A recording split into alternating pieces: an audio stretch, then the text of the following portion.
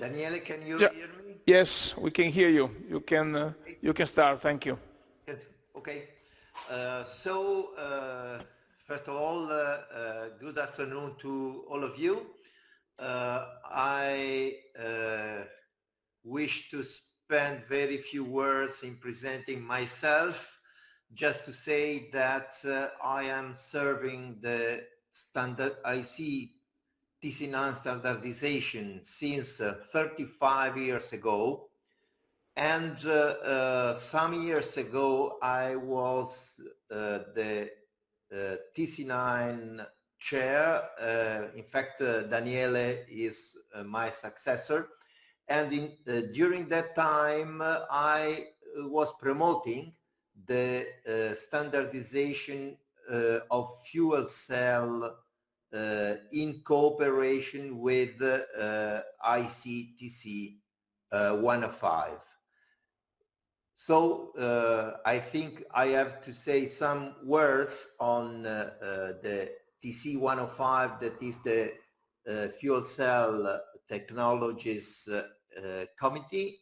Obviously, the scope of TC 105 is to develop standards on fuel cell technologies for all the type of applications, including also transportation.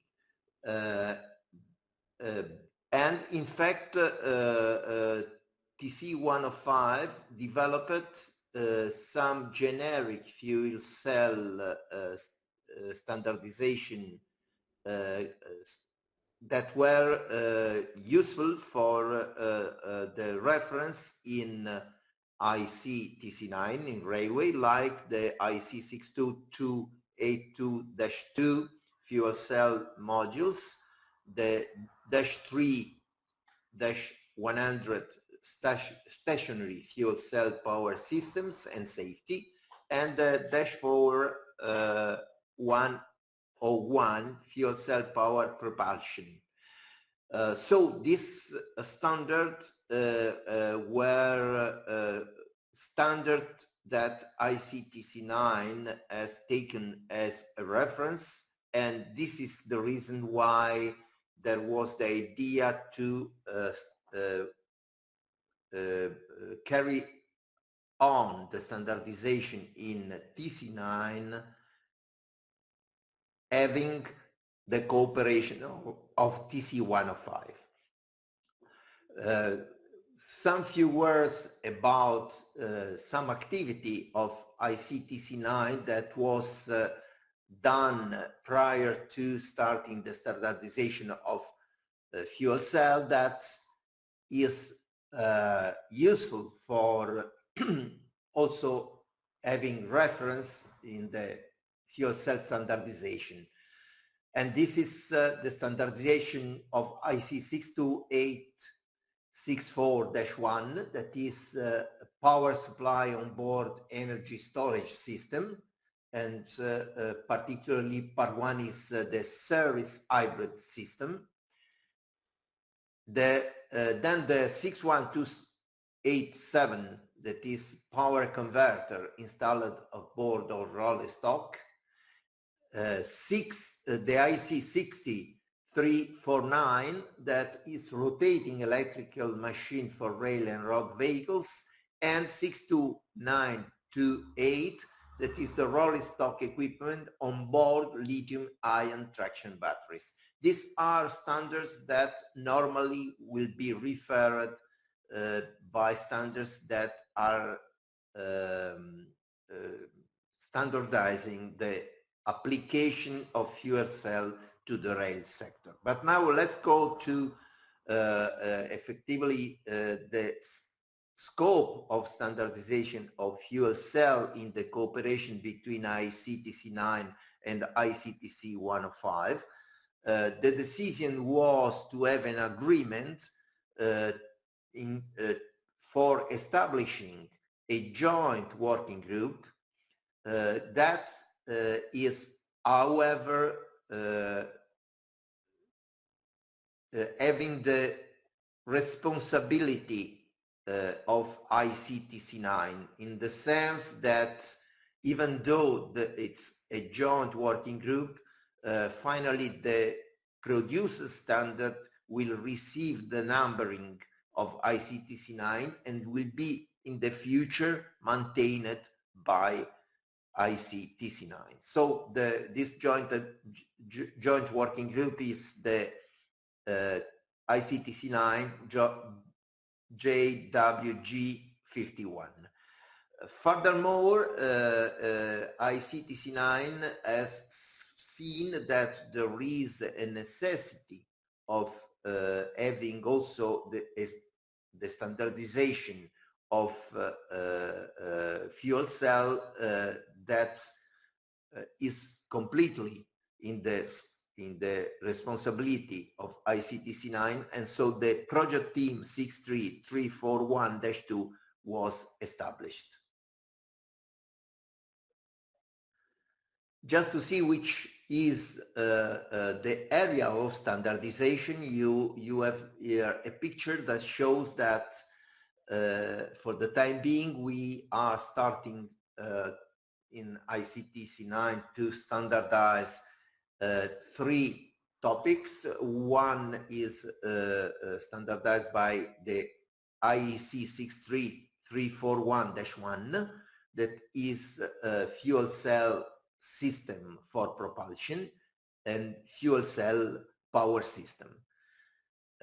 Then a second document that is represented on the right end of the slide is IEC 63341-3, and this is for performance and test methods. Both these standards are developed within the joint working group.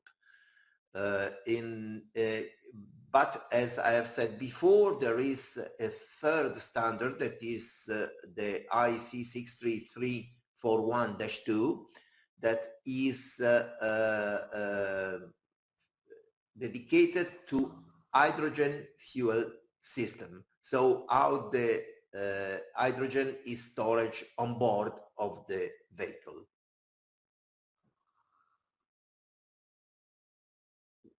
You can see that this activity is collecting the interest of many national committees around the world, because we have experts that are participating from 19 national committees for a total number of 79 experts. We have a very huge participation from Japan, 18 experts, from China, 13 experts, from France, 13, from Germany, 10, 6 from Switzerland, 4 from Spain, 2 from Canada, 3 from the Republic of Korea, 2 from Italy, 2 from UK, and then we have also participation from Australia, Denmark, Ethiopia, Nigeria, USA, and South Africa. You can see that practically all the world is represented, because we have people from the Far East, from Europe, from the Americas, and from Africa. Now let's have a look to the content of the part 1. This part 1 is the fuel cell power system.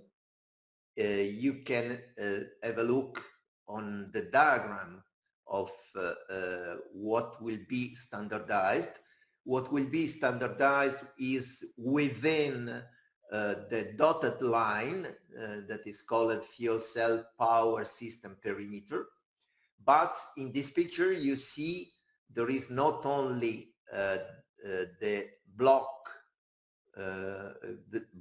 that will be standardized, but there are also the other blocks that are interfaced to the block that are standardized.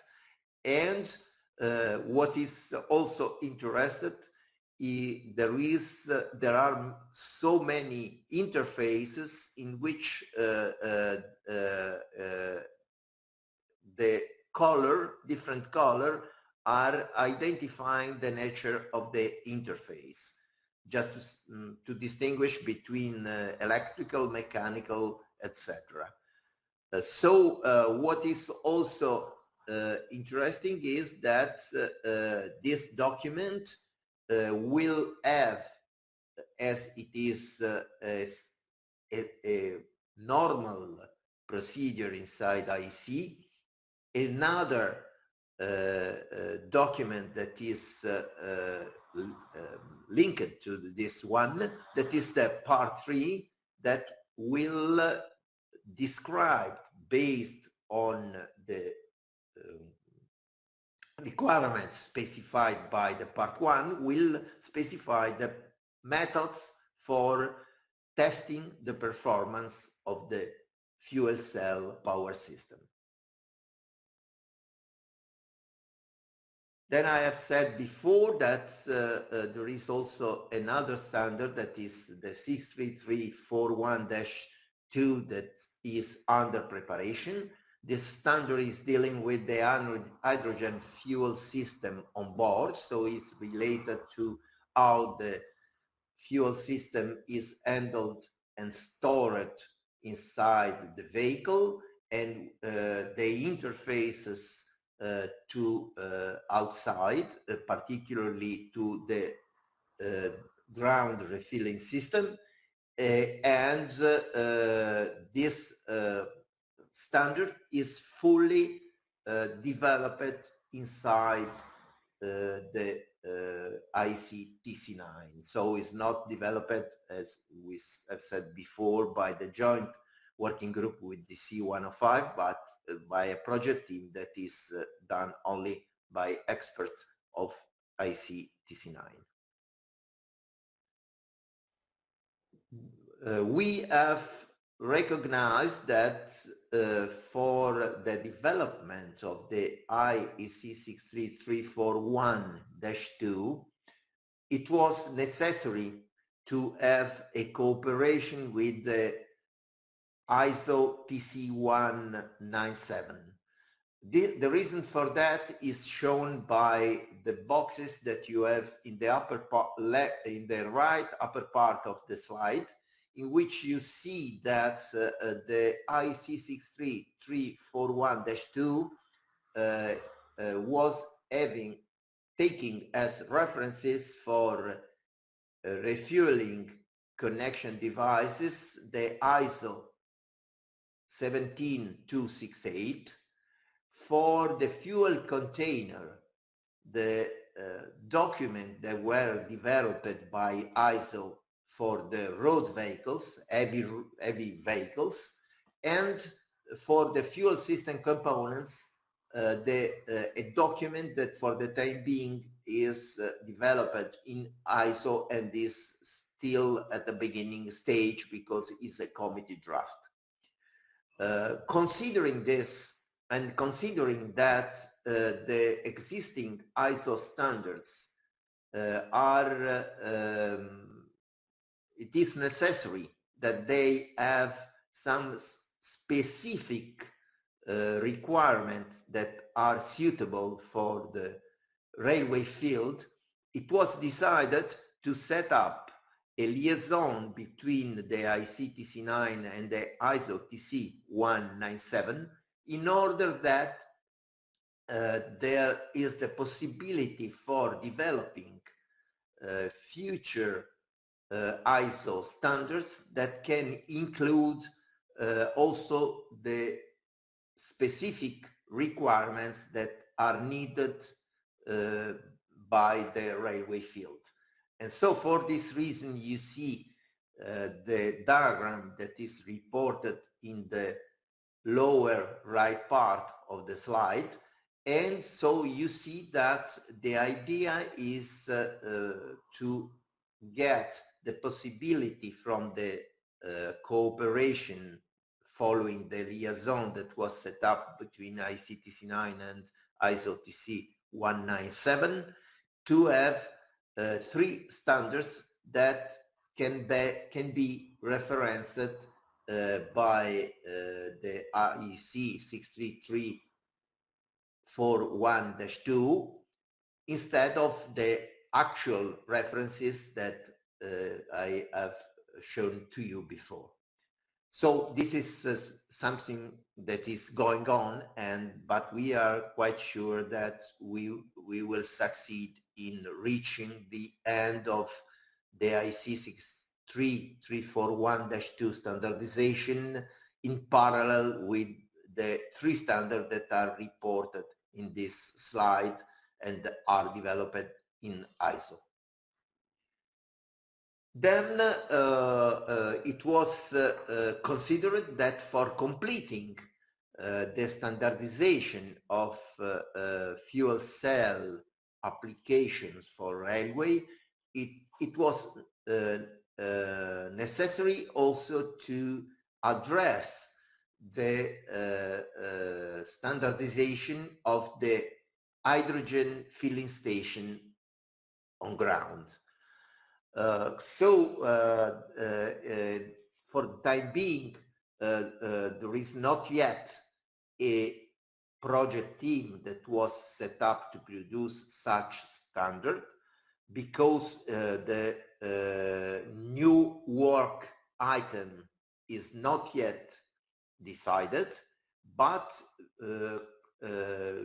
because many national committees were considering that it is necessary to have also this 4th part, it was decided to set up inside ICTC9 an ad hoc group, that is the ad hoc group 34, gaseous hydrogen filling stations, that is working on the definition of which are the contents of the standard that will be possibly the part 4. And when the ad hoc group will complete its work to create a document that describes, let's say, an outline that describes the content of the IC 63341-4,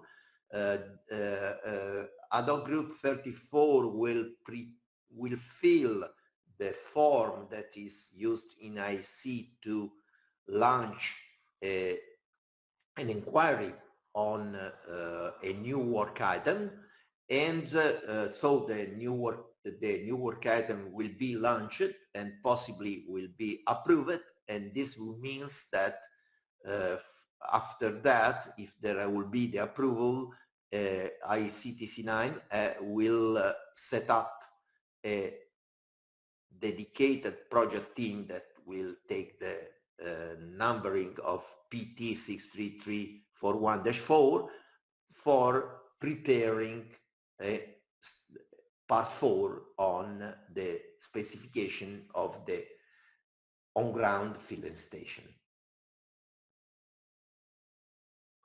I think it's very important to also have a view of which can be the regulation scenario. The main reason is that the IC TC9 is implementing, together with the Senelec TC9X, that is the equivalent standardization committee in Europe. The two committees are implementing what is called the merging strategy. That means to have the possibility that there is no duplication of work, and the standards that are born in Europe can be offered for international standardization, and vice versa, the standards that are born at international level can be offered to European standardization. So in this view, it is very important to have an idea which is the regulation scenario, not only at international level, but also at European level. And here in this slide, I have summarized some documents that are to be considered for the application of hydrogen to the railway field. One interesting document is the document produced by the United Nations Committee for Europe. That is the document 180 Addendum 13, that is Global Technical Regulation on Hydrogen and Fuel Cell Vehicles.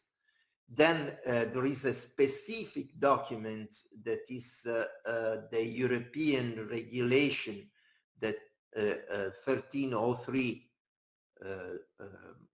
dated 2014 that is relevant to the technical specification for interoperability in safety in railway tunnels.